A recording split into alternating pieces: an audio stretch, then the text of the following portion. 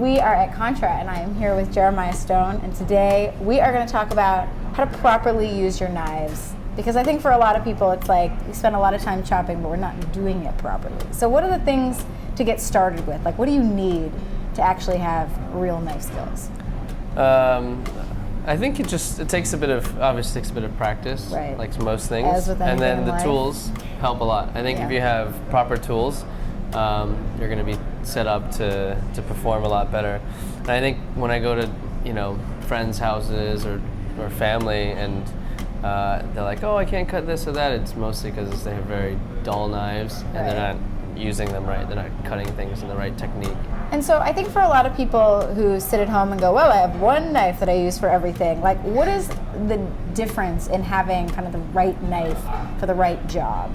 I think, there's, especially with Japanese knives, you have different knife for every task. Right. Which is, I don't think that's so necessary at home, but it is good to have at least a few options. And I think there's a big difference between a small knife that's going to be for, a small vegetable like a petty, and then using something that's much larger to break down something that's heavier.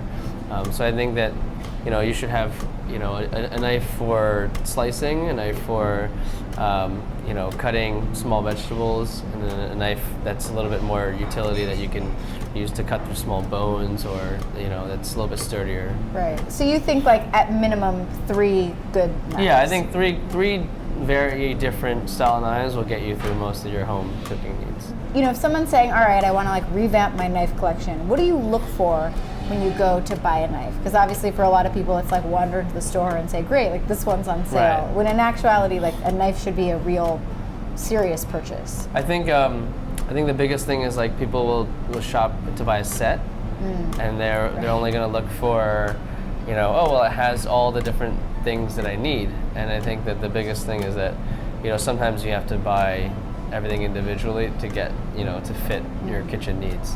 And usually a set, if you buy it at a department store or something, it comes with some knives that are a bit useless.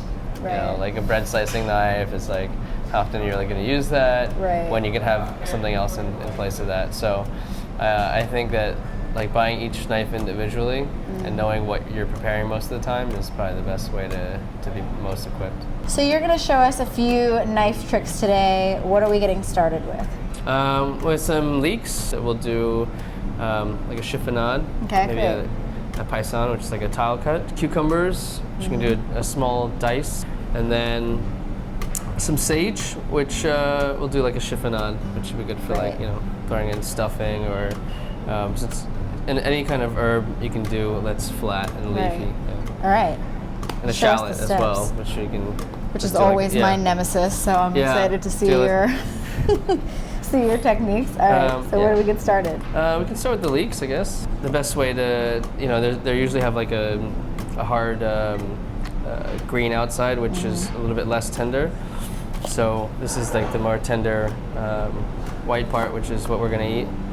I'm just gonna split the leek, and then you have all these different layers, which usually separate, just because the inside ones are a little bit more curled. You can just flatten the outside of these. So this would be good for throwing in with a saute or a stir fry, and you have a nice thin julienne like that, and that's a manageable piece of leek to eat. You don't want to eat what's something the too technique for keeping everything straight, for moving quickly? So for those who looked at that and just said, wow, I would chop off my fingers if I tried to do it that way. Something that's important is to keep your fingers out of the way. So this this would be a bad way to start. To just basically you're tucking in your fingers so it's your knuckles. So you protect the tips of your fingers.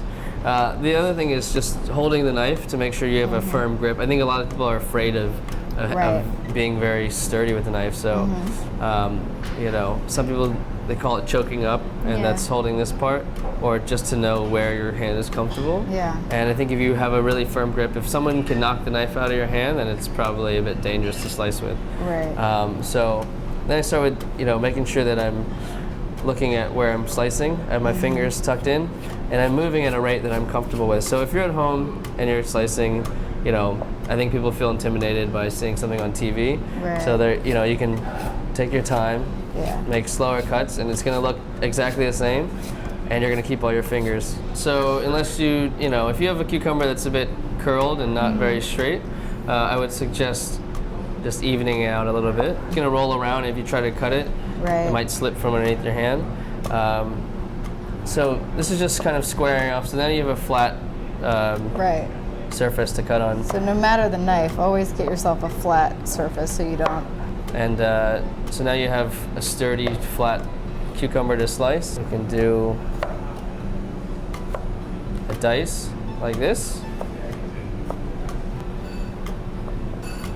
And then you can have like a little cube that'll go great in like a salad, or even if you have like a soup, like a chilled cucumber soup, and Yeah. just throw in a piece in there. And So- again, it's all about like keeping the fingers curled and out of the way. Yeah, and sage. So, just gonna pick a few leaves, and this is a chiffonade, and we're gonna cut them like ribbon.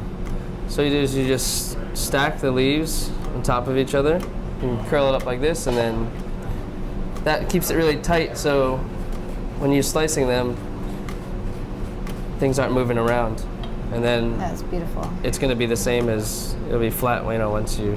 Right. Or, if you feel more comfortable, if you're just slicing a few just to keep it flat from the beginning. The bigger the leaf, the more it makes sense to roll it up. Right. But if you just have a small leaf like sage, then this would be how you would do a chiffonade. Or you could do it lengthwise, and so you have a long piece, and then that's how you have Beautiful. your dreaded shallot. All right. So this is the one where it's always like slipping out of your hand. What is the secret? So with the shallot, what you want to do is you want to do all your cuts beforehand. So you want to make very carefully, holding the top steady.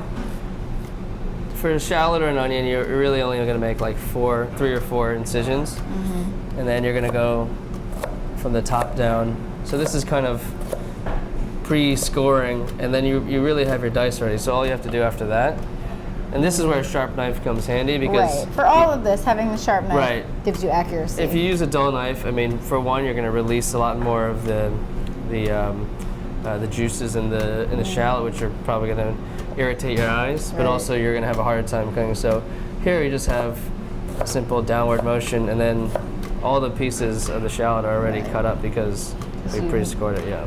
And what do you think the biggest mistakes are that you see people make? I think one thing that we touched on is having the confidence to hold the knife Yeah. comfortably, and I think that a lot of times there's the idea of chopping instead of slicing, Right. and a rocking motion, and I think Yeah. that that is something that even I see some young chefs and young cooks make, is that they're using force rather than using the sharpness of a blade, and that sharpness is what's going to guide through all the cuts you're going to make, and you're just guiding it, and you're not using your strength to cut through something. Right. Wonderful. Well, thank you so much, Jeremiah, for teaching us how to properly use our knives and give us the knife skills that we need. Really appreciate Thanks it. for having me.